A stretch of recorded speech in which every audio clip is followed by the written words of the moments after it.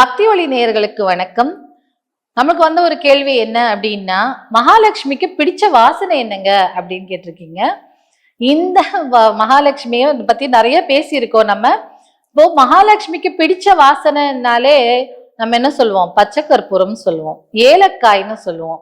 So நம்ம பதிவுல கூட சொல்லியிருக்கோம், வீட்டுல நம்ம துணி வைக்கிற இடத்துல, பணம் வைக்கிற இடத்துல ஏலக்காய், பச்சை கற்பூரம் இதெல்லாம் போட்டுக்கலான்னு. நீங்க அந்த ரசகற்பூரம் போடுற இடத்துல பச்சை கற்பூரம் போட்டால் ரொம்ப நல்லது. மகாலட்சுமி மந்திரத்தை சொல்லும் போது மகாலட்சுமிக்கு ஏற்றதான ஒரு சில மாலா மந்திரம் சொல்றாங்க இல்லையா, கனகதார ஸ்தோத்திரம், மகாலட்சுமி அஷ்டோத்திரம் எல்லாம் இருக்கு இல்லையா, அதெல்லாம் நீங்க சொல்றீங்க அப்படின்னா கற்பூரத்தை எரிய விட்டுக்கிட்டே சொல்லலாம். அப்போ இன்னும் பவர் சூப்பரா இருக்கும். அது அந்த இடத்துல கற்பூரத்துக்கு பதிலா பச்சை கற்பூரத்தை எரிய விட்டு சொல்லுங்க. அப்படியே மகாலட்சுமி பிரசன்னமாய் அந்த வாசனைக்கு வீட்டுக்கு உங்களுக்கு எல்லாம் ரொம்ப நமக்கே ஒரு தெய்வீக உணர்வு வரும். சோ பச்சை கற்பூரத்தை பஞ்சபூத தத்துவத்துல நெருப்பின் தத்துவத்திற்கு நெருப்பு தான் தூய்மையாக இருக்கும். ஏன்னா மாசு பூமியிலையும் கலக்கும், தண்ணீர்லயும் மாசு இருக்கும், காற்றிலும் மாசு இருக்கும் இல்லையா. ஏன்னா பஞ்சபூத தத்துவத்துல இப்போ நெருப்புல நம்ம என்ன போட்டாலும் அது பொசுக்கி கரியாக்கிடும். அந்த நெருப்புக்கு தான் தூய்மை இருக்கு. அதனாலதான் சொல்லுவாங்க அந்த காலத்துல நம்ம நெருப்பு மாதிரி இருக்கணும், பெண்கள் எல்லாம் நெருப்பு மாதிரி இருக்கணும் அப்படின்லாம் முன்னோர்கள் சொல்லியிருக்காங்க, தாத்தா பாட்டி எல்லாம் சொல்லியிருக்காங்க. சோ நெருப்புங்கிற தத்துவத்திற்கு தூய்மையா இருக்கக்கூடிய விஷயம் இருக்கு. சோ நம்ம என்ன பண்றோம், அதனாலதான் கல்யாணத்துல கூட நெருப்பை ஒரு சாட்சியா வச்சு அக்னி சாட்சியா கல்யாணம் பண்றோம் இல்லையா.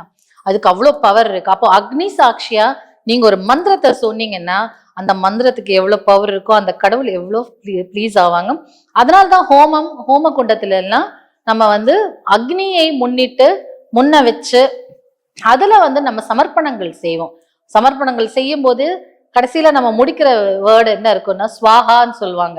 ஏன்னா அவங்களோட ஸ்வாகா தேவி கொண்டு போய் அந்தந்த கடவுளுக்கு கொடுத்துருவாங்கன்னு. அந்த மாதிரி நம்ம அந்த கற்பூரத்தை, அந்த பச்சை கற்பூரத்தை ஏற்றி மகாலட்சுமி மந்திரத்தை சொல்லும் போது இருக்க முடியுமா, அப்படி காந்த மாதிரி இழுக்கும்ல மகாலட்சுமிய. சோ அப்படி இழுத்துடும். இதை தாண்டி நீங்க மகாலட்சுமியை சந்தோஷமா அப்படி ஒரு பிரசன்னப்படுத்தணும் அப்படின்னா அந்த இடத்துல பன்னீர் தெளிக்கலாம். நீங்க செய்யற பூஜை இடத்துல பன்னீர் தெளிக்கலாம். அத்தர், ஜவ்வாது, புனுகு, கோரோஜனை, அதுக்கப்புறம் குங்குமப்பூ இதையெல்லாம் வச்சு ஒரு மை மாதிரி அரைச்சு கூட அதை அந்த படத்தில் தடவியோ, இல்ல நீங்க ஏதாவது எந்திரம் வச்சிருந்தீங்கன்னா அதுல தடவியோ நீங்க பூஜைகளை மேற்கொள்ளலாம், மந்திரங்களை மேற்கொள்ளலாம்.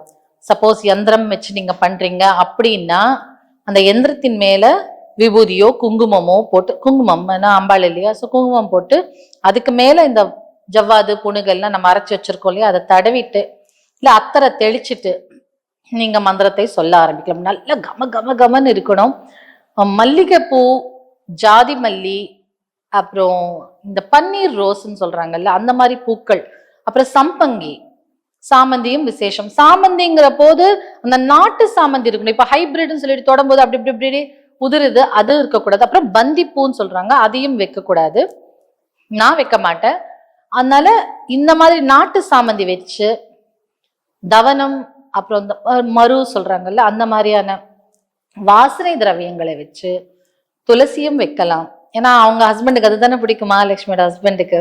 ஸோ அதையும் வச்சு அதை அந்த தீர்த்தத்துல வச்சு நம்ம பச்சை கற்பூரம் இட்டு ஏலக்காய் போட்டு, ஸோ வாசனையா இருக்கக்கூடிய அந்த இடத்துல மகாலட்சுமி ஆட்டோமேட்டிக்கா வருவா. இன்னொன்னு, இந்த பட்டை இருக்கு இல்லையா, இந்த பட்டைய நல்லா பவுடர் பண்ணி வாரத்துல ஒரு நாள், இல்ல வெள்ளிக்கிழமையோ, இல்ல மாசத்துல ஒரு நாள் முதல் தேதியோ, இல்ல மாசம் பிறக்கும் இல்லையா, 16, 17, 15, 14, 17 நாட்ல இந்த தமிழ் மாதங்கள் பிறக்கும்.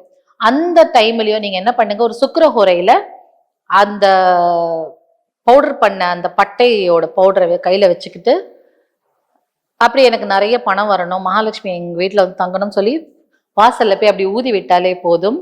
வாசல் தெளிக்கும் போதும் இந்த சுக்கிரவாரத்துல, ஃப்ரைடேல, இல்ல ஒரு ஸ்பெஷல் நோன்பு அன்னைக்கு என்ன பண்ணுங்க, அந்த தண்ணீரோட சேர்த்து பன்னீரையும் கலந்து தெளிக்கலாம். அதே மாதிரி பூக்கள் வாங்குறீங்க இல்லையா மகாலட்சுமிக்கு பூஜை செய்யறதுக்கு, அப்போ அந்த பூக்கள் மீதும் பன்னீரை தெளித்து அதை கொண்டு பூஜை செஞ்சால் இன்னும் பிரசன்னம் தான். என்ன சோ கிராம்பு இது எல்லாமே அவங்களோட உரியதான ஒரு விஷயங்கள். இப்போ மந்திரம் சொல்லும் போது ஒரு தாந்திரிக வழி மட்டும் இப்ப சொல்றேன்.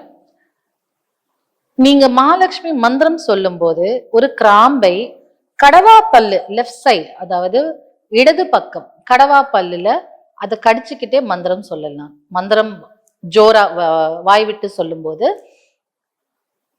இத இத வந்து கடவா பல்லுல கடிச்சுக்கிட்டே ஓம் ஐம் ரீம் ஸ்ரீம் ஸ்ரீ மகாலட்சுமி நமஹ அப்படின்னு சொல்லிட்டு ஓம் ஐம் ரீம் ஸ்ரீம் மகாலட்சுமி நமஹன்னு ஒரு பக்கம் கடிச்சுக்கிட்டே நீங்க சொன்னால் இன்னும் அதுக்கு புல்லிங் பவர், ஆக்கர்ஷண சக்தி ஜாஸ்தி ஆகும். கிராம்புக்கே வந்து ஒரு ஈர்ப்புத்தன்மை இருக்கு. அப்போ தெய்வத்தை ஈர்க்கும் தேவதாவசியம் சொல்லுவாங்க இத. சோ அந்த தேவதாவசியம் மந்திரம் சொல்லும் போது இதையும் சொல்லி செஞ்சுட்டே வந்தீங்கன்னா இன்னும் அவ அப்படியே ஈர்த்து கொண்டு உங்ககிட்ட வருவாங்க. வந்தவங்களை நிரந்தரமா தங்க வைக்கணுங்கிற விஷய பதிவு உங்களுக்கு போட்டிருக்கேன். அது நிரந்தரமா தங்க வைக்கிறதுக்கு நீங்க தான் அதுக்கு முயற்சி எடுக்கணும். நம்ம தான் நம்மளை மாத்திக்கணும். அவ கூப்பிட்ட குரலுக்கு வந்துருவா, என்ன கூப்பிட்டுருக்காங்க மதிச்சு நான் வரேன்னு சொல்லிட்டு வந்துருவாங்க. ஆனா மதிச்சால், அவங்கள மதிச்சால்தான் அவங்க அங்க இருப்பாங்க. அவங்களுக்கு பிரசன்னமானாதான் அவங்க அங்க நிரந்தரமா தங்குவாங்க. அப்படி நீங்க உங்களுடைய நடத்தையை, உங்களோட குணங்களை, பண்பை நீங்க அவங்களுக்கு ஏற்றாற் போல மாத்திக்கணும். சோ இது வச்சு விளக்கு வச்சாலே போதும். விளக்கு ஏற்றும் போது கூட அந்த விளக்குல ஒரு வசம்பு இல்ல, அந்த வசம்பு கூட நீங்க என்ன பண்ணலாம், ஒரு அகல் விளக்கு எடுத்துக்கிட்டு எண்ணெய் ஊத்தி நல்லெண்ணெய் ஊத்தினாலும் ஓகே தான். அந்த வசம்பை அந்த அகல் விளக்கு எண்ணெய்க்குள்ள வச்சுட்டு ஒரு வெள்ளை திரியோ இல்ல தாமிரத்தண்டு திரியோ, பஞ்சு திரி இருந்தாலும் ஓகே தான், நார்மல் நூல் திரி இருந்தாலும் ஓகே தான். தாமிரத்தண்டு திரி இருந்தா இன்னும் விசேஷம். இப்ப வந்து குபேரன் விளக்குன்னு சொல்லிட்டு இலையையே கொஞ்சம் உருட்டி விற்கிறாங்க, அதையும் வச்சாலும் ஓகே தான். அப்ப அந்த எண்ணெய்க்குள்ள ஒரு வசம்பை போட்டு வச்சிருங்க. வசம்பு போட்டு வச்சு அதுல வந்து இந்த லிவிங் ரூம் இல்ல வராண்டா அப்படி சொல்றாங்களா, அந்த அந்த இடத்துல வீட்டுக்கு வெளியில வைக்கக்கூடாது, வீட்டுக்குள்ள அப்படி அங்க ஏத்தி வைக்கலாம். வீட்டின் உள்ள பாக்குற மாதிரி திசையை உள்ள பாக்குற மாதிரி வைக்கணும் அந்த விளக்க. அதாவது உங்க கதவுல இருந்து வீட்டுக்குள்ள நடந்து போற மாதிரி அந்த இதுல அந்த விளக்க வைக்கலாம். மகாலட்சுமி முன்னாடி வச்சு நம்ம பிரேயர் பண்ணும்போது உங்க அந்த விளக்கு ஏற்றுவீங்க இல்லையா அந்த கோயில்ல, அந்த ஆலயத்துல, அந்த பூஜை அறையில, அப்ப அந்த இடத்துலயும் ஒரு வசம்பை அங்க வைக்கலாம், ஒரு ஏலக்காவை வைக்கலாம், அந்த எண்ணெயில ஒரு கிராம்பை போடலாம், பச்சை கற்பூரம் போடலாம். இதெல்லாம் போட்டு விளக்கு ஏற்றி அந்த மகாலட்சுமி மந்திரத்தை ஜபிக்கலாம். தாமிரமணி மாலையும் மகாலட்சுமிக்கு உகந்ததுதான், இல்ல கிராம்பு மாலையும் உகந்தது. இந்த மாதிரி வீடை வந்து நம்ம வாசனைக்குள்ள இடமா வச்சுக்கிட்டோம்னா மகாலட்சுமி கண்டிப்பா வருவாங்க. ஏதாவது ஒரு திடீர்னு ஒரு ஸ்மெல் வந்தா நம்ம தெரிஞ்சுக்கணும் அந்த இடத்துல வந்து ஒரு நெகட்டிவிட்டி உள்ள வரப்போகுதுன்னு.